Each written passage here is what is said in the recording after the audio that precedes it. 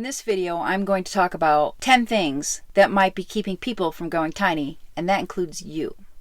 Number one is people don't want to give up their space. They feel that they're not going to fit in it somehow. They have kids, maybe they have a dog, cat, and they just don't think they're going to be able to fit in it. Number two is they don't want to give up their things. They have a huge house full of all this stuff, and they are not sure how they would give up their family heirlooms in order to fit in a tiny house. Their rug that they got from Morocco. Number three is they don't know where they're going to put the house after they're done building it. And they don't know if they want to be on the grid or off the grid, because being on the grid is much easier than being off the grid, but maybe where they can put the house doesn't have the option of being on the grid.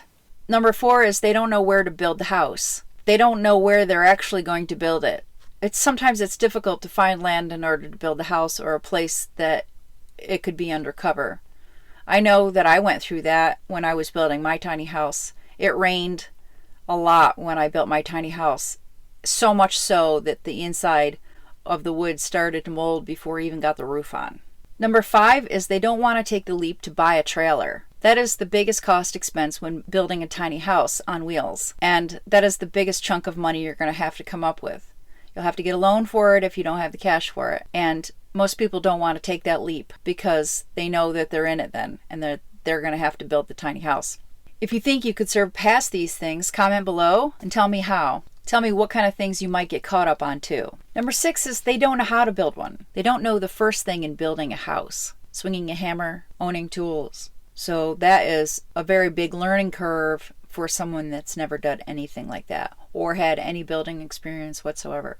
Number seven is they don't know how to design a tiny house. They don't know the first thing in designing a tiny house. And I want to do a video on this and give the basics of how to design a tiny house. Eventually on Patreon, I'm going to really get into this and talk about how to design it in order to build it. Number eight is they don't have the capital. They think that you have to have a lot of money in order to build a tiny house, and you kind of do, but you don't have to have it up front, because I didn't have that up front for mine. I had not even a portion of it. I had $7,000 because a tree fell on my car, and that was completely out of luck. That was manifestation at its finest. Number nine is they wonder what life in a tiny house would be like, because they're not sure that they would actually enjoy it.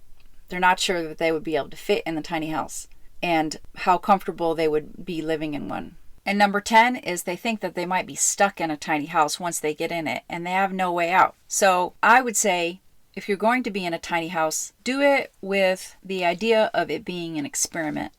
And yeah, maybe you've put all your stuff into it and all your money into it and all your heart and soul into it after you've built one, but you could sell it.